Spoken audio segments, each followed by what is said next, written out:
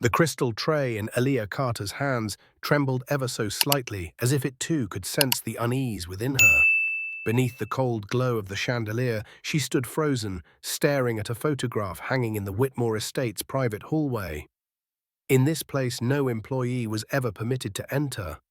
A little girl, around 4 years old, with a shy smile and wild tangled curls, just like the ones Aaliyah used to hate every morning. The pale pink dress was the dress she remembered wearing in a faint memory, long buried beneath the roofs of countless nameless foster homes. Oh God, that's me. The words slipped from Aaliyah's lips like a breath that had lost its way. At 25, she was a woman who had grown used to bowing her head, used to living in the shadows. And now she stood face to face with a fragment of her past she thought had rotted away, along with half-burnt case files and the lies told by the system.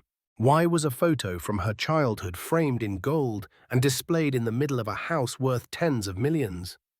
And why just minutes earlier had the house owner Thomas Whitmore, the flashy billionaire known as the father of orphans, walked right past her as if she didn't exist? A chill crawled down Aaliyah's spine, not because of a draft, but because of instinct, something her rough life had honed to be sharper than any security system. Something was wrong, very wrong. She stepped backward, her grip on the tray tightening. Her eyes never left the photograph. Part of her wanted to rip it off the wall, clutch it, and run. But the other part knew this wasn't the time to run anymore. The past had called her name. And this time it didn't need an invitation. Staff are not allowed in this area. A security guard's curt, deep voice rang behind her, making Aaliyah jump. She turned around, repeating the professional smile she had practiced in the mirror hundreds of times. "Sorry, I was looking for the restroom." The guard narrowed his eyes and looked at her for a long moment before raising his radio, but then he nodded and let her go. Aaliyah quickly walked away from the hallway, her heart pounding so loudly she could hear it in her ears. In the main hall, elegant jazz music still flowed through the air. Dressed in tuxedos and evening gowns, dozens of guests raised their glasses in celebration, all focused on the man standing at the podium. Thomas Whitmore, silver hair cut neatly, a tailored tuxedo, a modest smile just enough to feel approachable. He was speaking about faith, about second chances and children who deserve to be loved. Aaliyah stood silently at the back of the room, pretending to hold her tray of wine, but her eyes never left the man. Something in his voice gave her goosebumps, not from emotion, but from the coldness disguised under a perfectly compassionate tone. "I lost a daughter when she was just 4 years old, and I swore I would turn that pain into strength to help other children avoid that kind of loss." The room erupted in applause. Aaliyah held back a sharp breath. 4 years old, lost daughter, the child in the photo. Every word he spoke was like a needle piercing through the blurred patches of memory. She had tried to forget the sound of an ambulance, flashing red lights, adults shouting. Then suddenly, a void. Could it be? No, that was a crazy thought. But the evidence was lining up like guards before the gate of truth. She couldn't take her eyes off Thomas. Not because of who he was, but because he looked too familiar, including his hair and eyes. He even raised his hand when talking about second chances, just like the man from a dream she'd had as a child, the man she once thought was her father. "I need to be sure.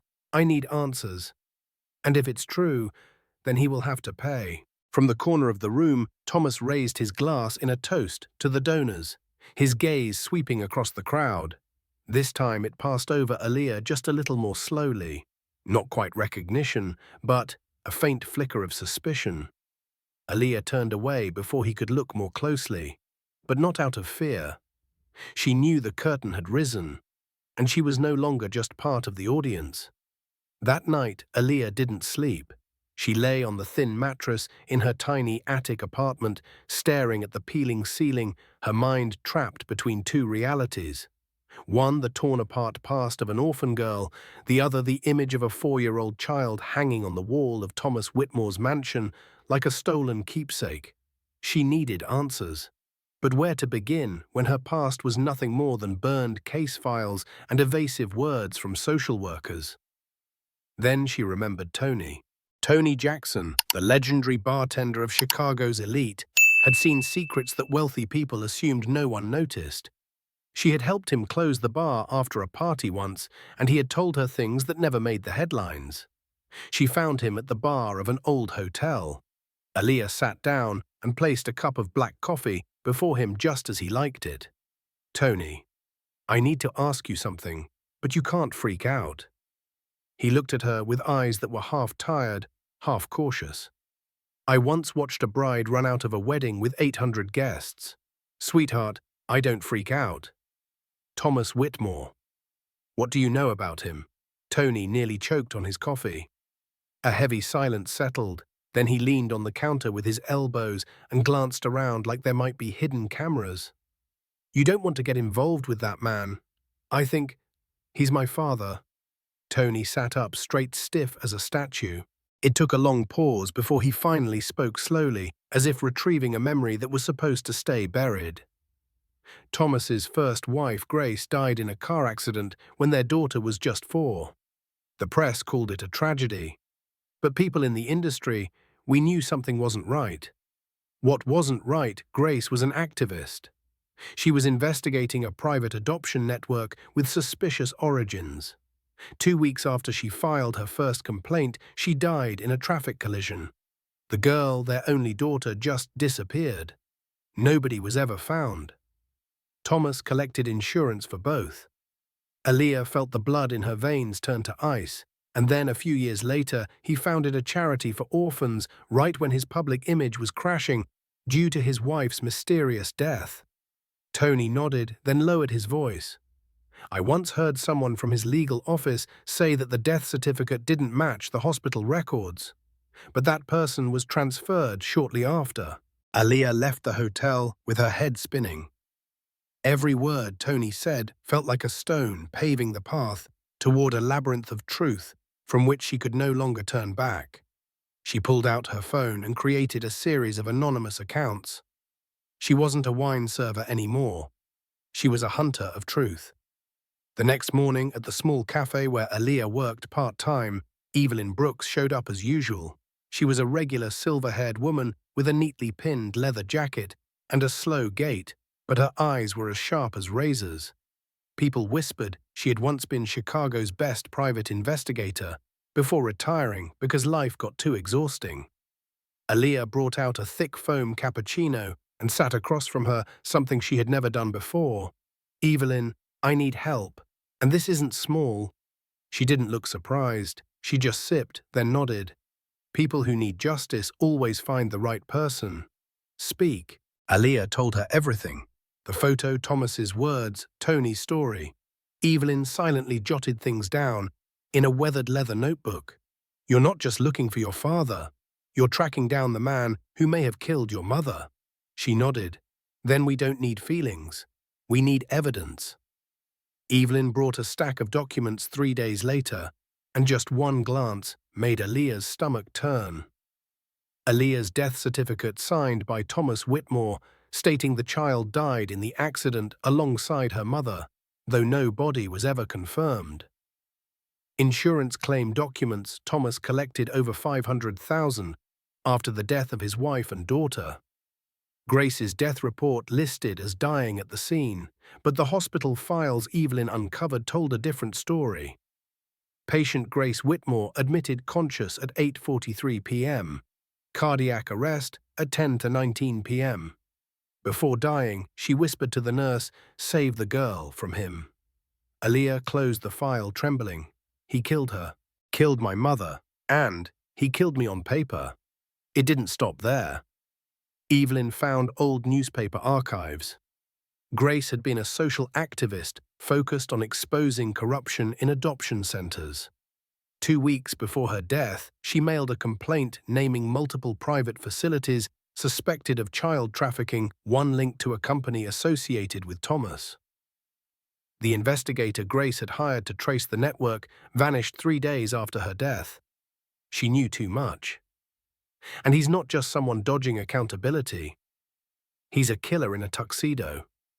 Evelyn slid a blurry photo across the table. Grace, on a hospital bed, still breathing. Her eyes were wide, staring at the door. Aaliyah swallowed her tears.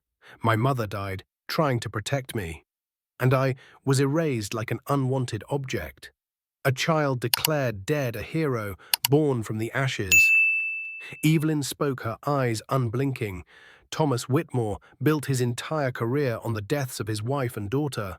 He turned himself into a symbol of compassion. But the foundation he stands on is made of corpses. And now Aaliyah understood. If she was still alive, if she came forward, Thomas's empire would collapse like a sandcastle swallowed by the tide. "What will you do with this truth?" Evelyn asked. Aaliyah gripped the file tighter, her voice steely like forged iron. "I'll use it. Every word, every page, every truth. And I'll make him face the daughter he thought was buried forever." 1 week after Evelyn laid the final pieces of evidence on the table, Aaliyah arrived earlier than usual, sitting alone in the closed cafe with her laptop open. The screen displayed a trove of digitized files, copies of the falsified death certificate, hospital records, crime scene photos, insurance transfers, and most importantly, a recording. "That girl was a problem just like her mother. I took care of both. No one suspects a thing." The voice in the recording didn't mention names, but it didn't have to. Aaliyah knew precisely who was speaking. The plan was drafted like a bank heist. Evelyn spread out a map of the gala banquet for the Whitmore Foundation. The main stage is at the center of the ballroom. The sound system has a backup mic for the MC. The guest list, press, politicians, donors. A perfect stage for a public execution. Aaliyah nodded. Every detail had to be perfect. Positioning. Speech timing. When to drop the evidence. When the FBI should storm in. When should the press receive the files? No room for mistakes. This was a war of image psychology and law. She had only one shot. "I don't just want him to lose his freedom. I want him unmasked." Evelyn asked, her voice steady, "Are you truly ready? Because after that night, there's no going back." Aaliyah smiled coldly, a smile she didn't know she was capable of making. "I already died once. This time, I came back to finish what was left undone." Preparation, evidence, press, and a confession on stage. They divided the mission. Aaliyah, write the speech, compile all documents, record video evidence, and schedule auto-release emails to the media. Evelyn, contact an FBI agent who was an old colleague, deliver confidential files, and request an arrest team to be on standby the night of the gala. Tony, go undercover as a server, install hidden cameras around the stage and VIP tables to live stream the event to the press. Everything was timed to the minute. Every detail, every smile, every spotlight. A gown, a mic, and an accusation that would change everything. 3 days before the gala, Aaliyah quietly entered the boutique where Whitmore's top staff had their gala attire tailored. She gave false credentials, posing as the foundation's new assistant. The black evening gown she chose had a high slit, elegant, mysterious, understated. She wasn't there to be noticed. She was there to make it impossible to look away once the truth broke. The night before the confrontation, Aaliyah stood in front of the mirror, no longer the waitress with a wrinkled apron, no longer the forgotten girl in the photo. She whispered, not for self-assurance, but like a message to the mother she never got to say goodbye to. "Mama, tomorrow I'll bring him onto the stage he built and tear it down with my bare hands." The gala unfolded in golden lighting, polite laughter, and champagne glasses filled like every other year. And just like every year, Thomas Whitmore took the stage to applause as if he'd just cured a global disease. He wore a tailored tuxedo, a perfect black tie, and silver hair slicked back like a humanitarian president. But Aaliyah Carter didn't see a philanthropist. She saw the man who killed her mother, who signed a falsified death certificate for a child still breathing, who built an empire fed by blood. She stood in the grand room, tray in hand, blending with the other servers, eyes locked on the stage. Thomas raised his glass and began his speech like he was inventing benevolence.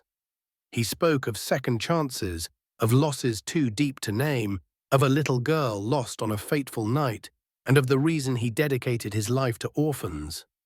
The room fell silent in a few solemn seconds until a voice rang out from the floor. Clear, unshaken, unexpected.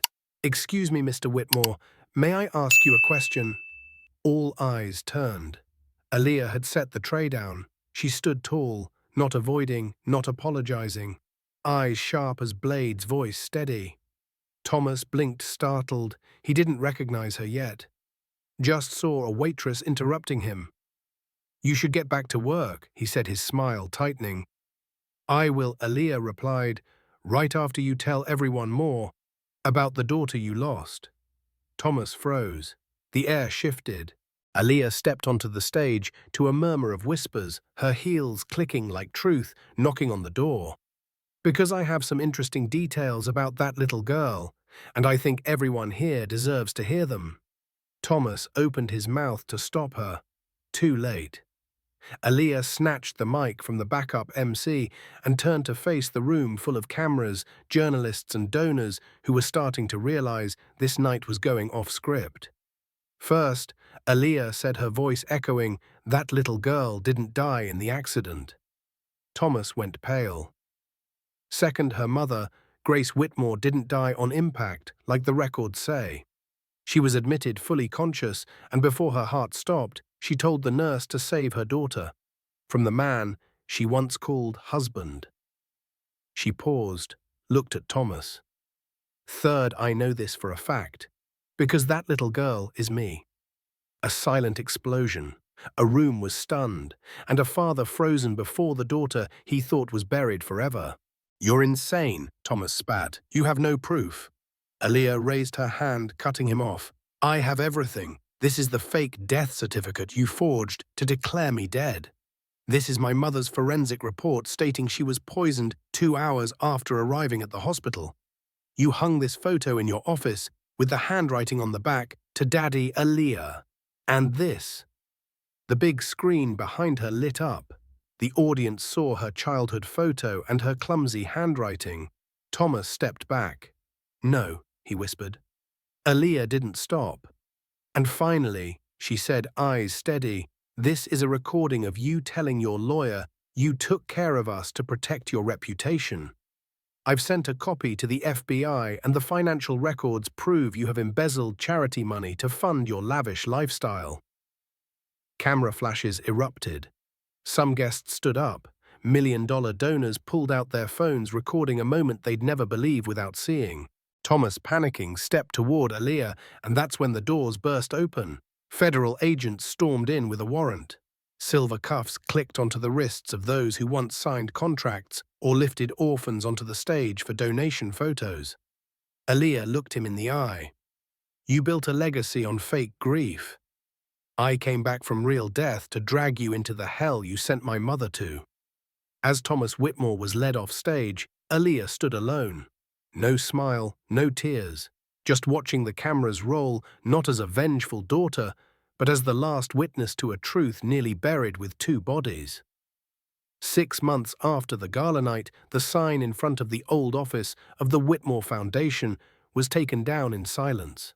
In its place was a new plaque engraved in dull brass.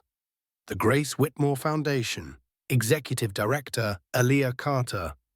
Aaliyah stood before the plaque for a few seconds before pushing open the door, no longer an anonymous server, but the woman who had dragged the truth from the grave and survived to write the rest of the story. Once filled with overpriced liquor, PR photos, and humanitarian-sounding contracts, the room stood neat and calm, with real paperwork, numbers, and projects. Evelyn Brooks, her special assistant, laid a stack of files on the desk.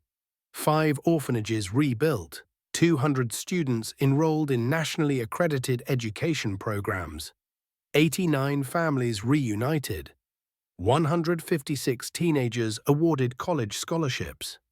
She looked up and smiled faintly. "You turned the money he stole for show into something real." Aaliyah signed the final document. The first check drawn from the once-frozen fund was building a children's shelter in the south side of Chicago, where she once lived in foster care. On the wall behind her hung a photo of her mother Grace, with coiled hair, bright eyes, and a tired but hopeful smile. Aaliyah didn't need anyone to tell her she was on the right path. She only had to look into her mother's eyes in that picture. News of Thomas Whitmore's scandal continued to surface. Former aides arrested as accomplices. 3 ex-wives broke NDAs publishing books about their marriages to the devil in Armani. Our honorary degrees revoked. A photo once displayed in the National Archives with the president was taken down. Even the golf club once named after him was rebranded as the Redemption Cup, donating all prize money to Aaliyah's foundation. She didn't feel joy at his downfall. She didn't feel triumphant. She didn't need to, because what made her feel truly powerful was waking up each morning to messages like, "Ms. Aaliyah, I got a scholarship to Harvard today. I want to be a child rights attorney like you. My son came home after 8 years thanks to your legal aid center." Those words weren't emails, they were redemption. One quiet afternoon, a woman knocked on her office door. She looked about 50 eyes deep, holding a worn envelope. "I'm Monica, Grace's sister. I've been looking for you for years, until they told me you were dead." Aaliyah froze. Monica stepped forward, her hands trembling, and laid a photo on the desk. Her mother and Monica at age 10, with the same haunting smile. "You have Grace's eyes," Monica said, then embraced her as if reclaiming a missing piece of a broken life. That night, Aaliyah and Monica sat together sorting through all the investigative files. Grace had once gathered lists of suspected child trafficking shelters, records of illegal adoptions, letters.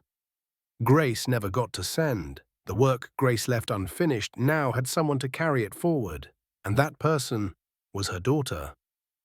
The FBI widened its investigation, making 47 arrests. 12 front organizations were shut down. A wave of victims was rescued, their identities restored, and their rights returned. None of them remembered the name Thomas Whitmore, but they all knew Aaliyah Carter, the woman who walked out of hell carrying real light. Inside a maximum security prison in western Illinois, Thomas Whitmore, a former billionaire and national symbol of charity, woke each morning to the clang of steel on bars. No thank you letters, no gala invites, no power, only stone walls, and the cold eyes of those who now knew exactly who he was. Thomas once sent a letter to Aaliyah, handwriting shaky ink blue on faded prison stationery. "If you are my daughter, please forgive me, I can explain." Aaliyah never finished reading it. Evelyn held the letter and asked, "Want me to destroy it?" "No need." Aaliyah replied, "I'll keep it, to remember that some people only regret after they've lost everything." But most days she didn't think of Thomas anymore. His sentence had been served 25 years, without parole, assets, seized, legacy, erased from every pedestal. The name Thomas Whitmore was no longer a badge of honor. It was now a case study in law schools under performative philanthropy and financial crime. Meanwhile, Aaliyah Carter appeared everywhere, not as a polished TV hero, but as a real person, a living witness and a leader without a crown, who was more respected than any title. Time magazine called her the woman who came back from the dead to change a system. CNN invited her for a special with Anderson Cooper, who asked, "Do you still hate him?" Aaliyah paused, then said quietly, "Anger is a luxury I no longer need. He unintentionally taught me the most important thing: where you come from doesn't define who you become. He tried to erase me from history, but that gave me a blank page to write all my way." On the big screen, the program showed scenes that left many viewers in tears. A new children's shelter, named after her mother, Grace House, opened its doors. Orphaned kids smiling widely with books nourishing meals and adults who truly cared. A boy wrote in his letter, "I want to be a justice warrior like Ms. Aaliyah." A weeping mother hugged her children. "We were reunited after 8 years because of her."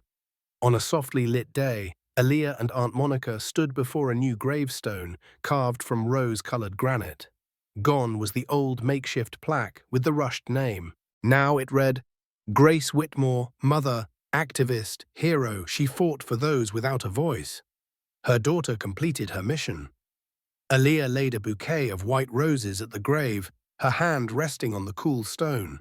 She whispered, not for anyone to hear, we did it, Mama. I'm still here, and I've become who you always hoped I'd be. As the two of them walked away from the cemetery, her phone buzzed a notification from the foundation system. This week, the Grace Whitmore Foundation raised more than Thomas Whitmore's entire lifetime of fake philanthropy. Aaliyah looked down at the city from her new apartment window, not from a throne, but a vantage point clear enough to see it all. She never sought fame, she only demanded the truth, and she gave it to those who needed it more than she ever did. And the most beautiful part, she didn't just survive. She became the light for every child still wandering in the dark, just like she once was.